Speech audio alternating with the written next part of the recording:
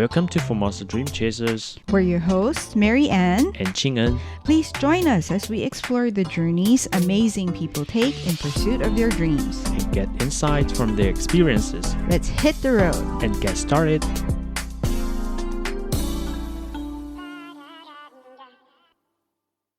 Hello and welcome to Formosa Dream Chasers. Last week, we talked to Indonesian-Taiwanese filmmaker Martin Rustandi on how he got started with his career. Today, we talk some more about his latest documentary miniseries, Not Far From Home, which airs on Taiwan Plus until February 18th.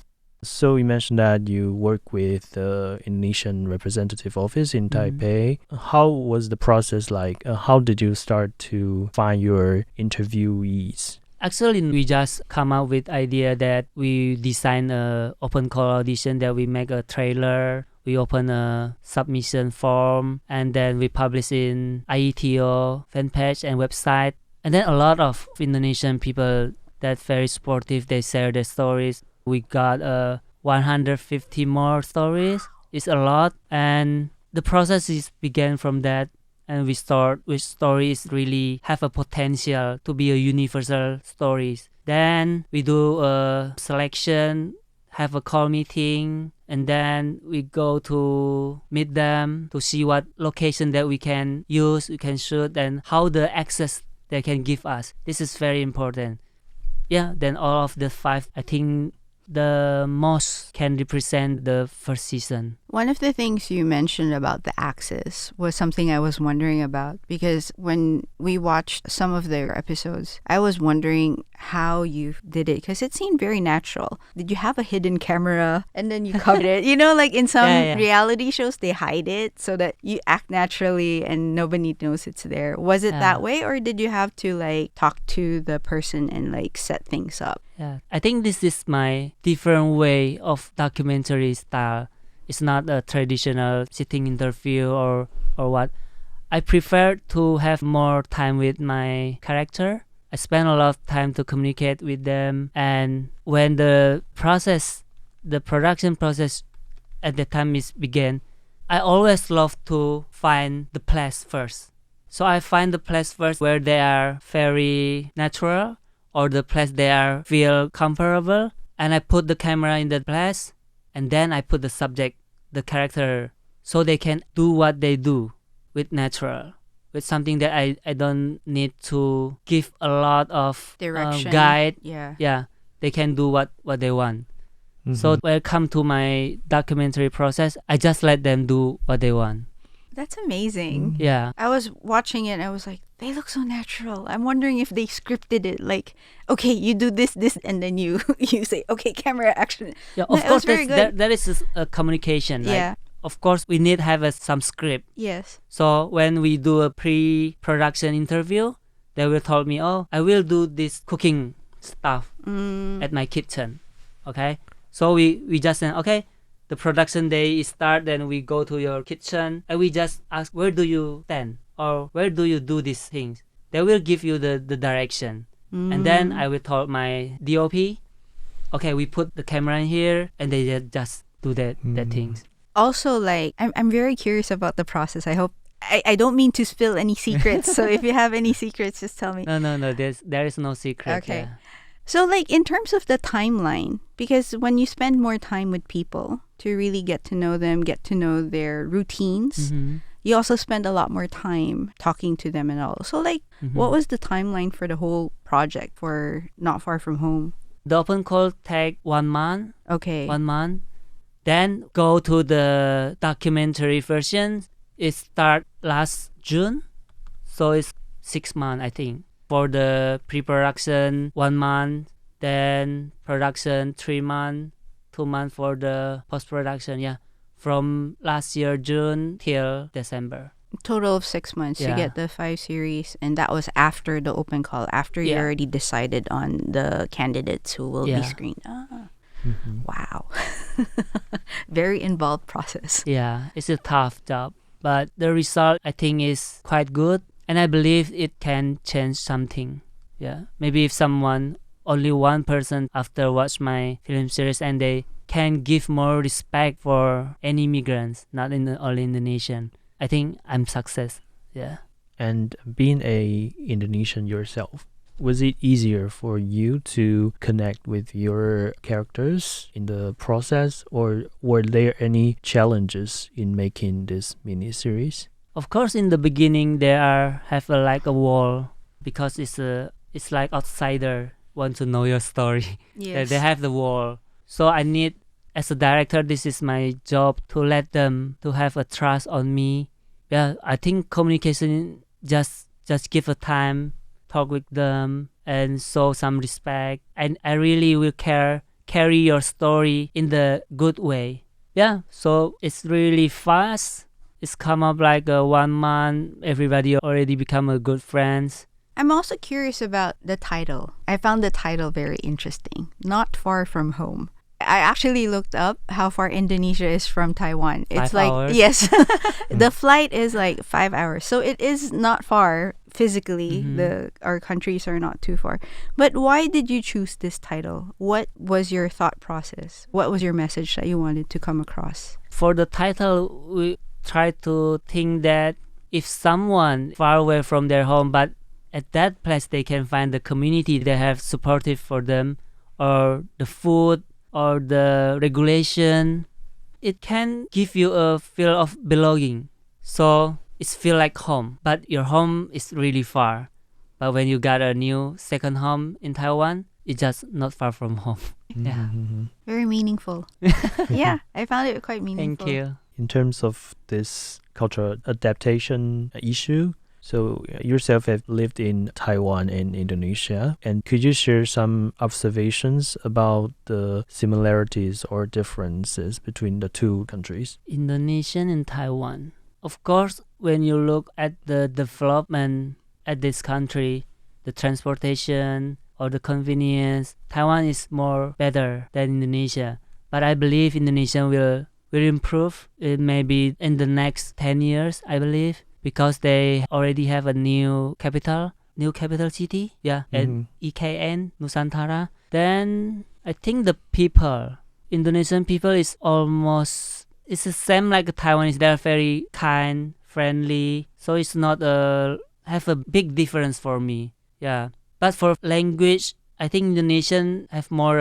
I looked it up. I was like amazed. I saw that you had over 700 living languages. Yeah. There are a lot of indigenous people, right? So they have a lot of language there. But Taiwan, maybe you can find some Kejiahua, Hakka, or Taiyu. But Indonesia, when you walk in the Jakarta street, maybe you can hear a lot of difference.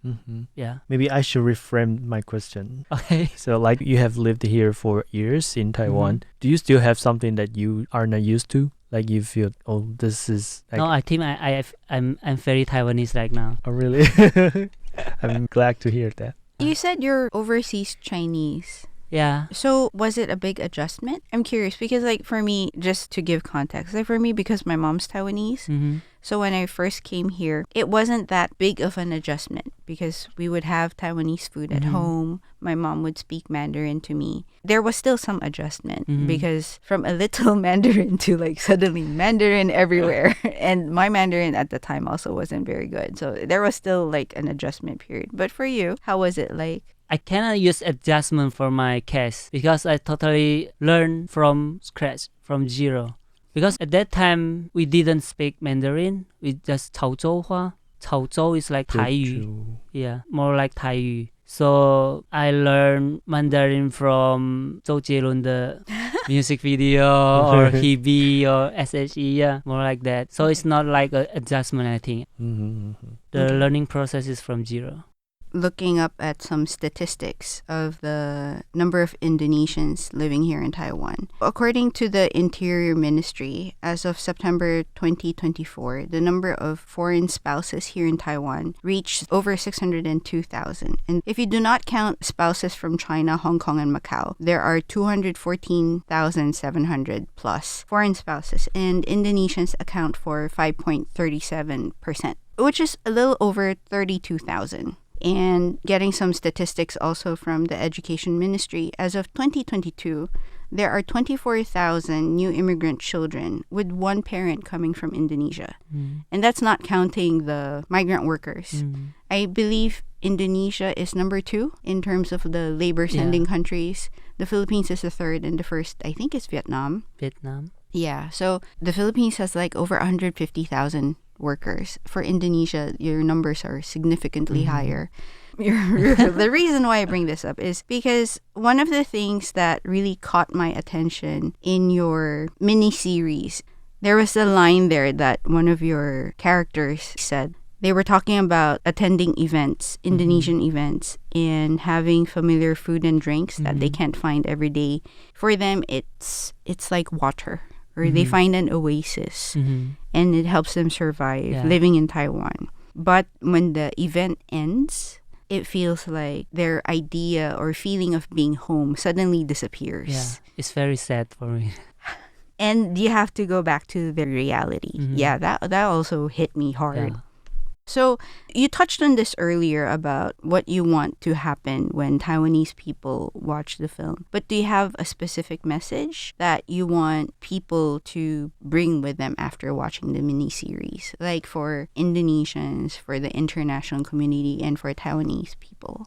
First, for Indonesian people, if they have a chance to watch this series, I hope they can get a message that you are not alone in here. And you just need to take care of yourself and then find the right community, because I know a lot of Indonesians didn't get a correct or right community, so they use day off day for something negative. So when they can find something or find a positive community that can support them, to give them what we call home in Indonesian, maybe like a Melati said, the food, the event, I think it's more and less will help their mentality when they work in Taiwan. But for Taiwanese, of course, in Indonesian we have a quote say that tidak kenal maka tidak sayang. It's like if you didn't know each other, you will not love them. But the love is not like a 谈恋爱那种 love. It's like a respect and embrace each other.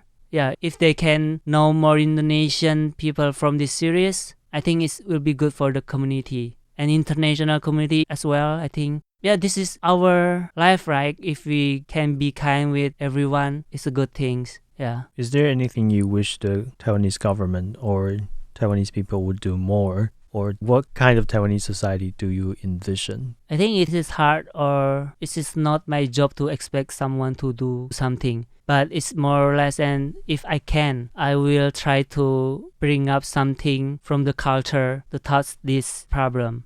Maybe immigrant problem, or maybe discrimination.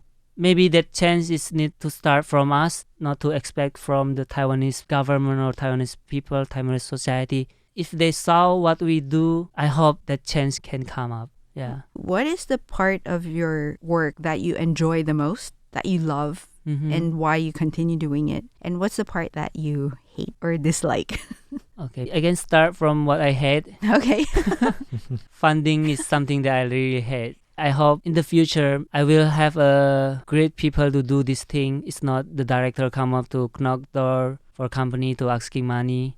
The writing process is really tough for fiction, but the writing process is where I can find myself more. Because in this writing process, I can see more about myself, and then how to translate to the story, and then connect to the reality story, and try to change it to become the story that can entertain people. So the writing process is one tough, and then the production is the party for me. It's the dance time, the production time. The post-production time is I quite enjoy it because I have a time to sit down to rewatch the footage and to combine them to become a complete story. And then the tired one is the marketing one for the release. Yeah, you need to go interview, do some something stuff. I not really like it, but as a director, you have to do it. Yeah. So I'm also going to move into the business aspect outside of the film. We know you co-founded Rustandi Limited with your wife, Gwen Rustandi, in 2020. And then you also founded TM Plus in Indonesia in 2014. So you have years of experience running a film company. And as a film director, as Chingan mentioned, your directorial credits include The Machine and The Road Less Traveled. And the film has won several awards, including Best Pitch in 2017 CCDF, the ASD Award, and also the Far East Trans Video and CCDF Award, all in 2017. So given your experience running a company and also like being a film director and also having studied here, you graduated with a degree in radio and film. Yeah. So what are your thoughts on Taiwan's film industry? I think the market is small, so it's hard for an investor to really want to invest their money for the production because the revenue is not really good. Or if you go to the Taiwan Ministry of Culture to check the box office, it's really bad for the Kopian, for the Taiwanese film. Of course, I think the Taiwanese audience is not supportive like other country. They're not patriot, I think. If they have one chance, 1 week to go to cinema, they will put their money on the Hollywood movie. Yeah, I think this is what the difference, and this is hard for the Taiwanese filmmaker to bring up their box office. Of course, if your box office didn't come up, your production failure, it's hard to come up too because the investor is afraid to throw their money for the production. And the market will become small and small and small. But now there is another good way from the government and some Taiwanese. They already know that they need to go out. So they have a direction to go to Southeast Asia. Indonesian is one of their market. So I think that is good one. So they will try to use the benefit of Taiwan is maybe as a central point for engaged investment. Then they can go to co-production with another country. Example, they go to Indonesia working with the Indonesian stories, and when they finish their film, they can release in Indonesian theatrical release. It's a huge market. After that, maybe they can use their benefit to marketing the program for international audience. I think this will be a great way for Taiwanese to explore their film strategy, I think. Because if you see the Taiwanese box office like a 1亿, 2亿, it's very small in Indonesia. Indonesian director don't like, oh what? Your box office only 2亿, but they can make a $12 million in Indonesian. So the number is very different and a big gap. Yeah. Because also your population in Indonesia is a whole lot. Yeah, a lot. A lot more than in Taiwan. Yeah. So compared to Taiwan, do Indonesian audience more often go to film produced by Indonesian directors, or are they the same as Taiwanese who love Hollywood films? I think Indonesian people is really love their own film. Especially in this last 2 years, the cinema sign, they open up a lot of new theater in the small island. So the new audience in the small island is a patriot. They're very, very supportive for the Indonesian film. This is where the box offices come up very fast than the Hollywood. Maybe it's because of post-COVID, it changed some perspective. What topics or themes do Indonesian audience like? It needs to come to the local story, I think. If you want to have local support and you come from Taiwan, you need to work with the local production to do a research what the story at that time that people care about. Yeah. But I think horror film in Indonesia is really popular. Maybe one of this genre, an action film. Then yeah, it depends what time they go there to do the development. But basically the point is you need to localize the content if you want to get Indonesian sport. Because when the localization is come up, the movie that you sell to the international audience is not really the movie, but the culture of the country that the story being told. That's all the time we have today. Please do join us next week as we continue our chat with film director Martin Rustandi.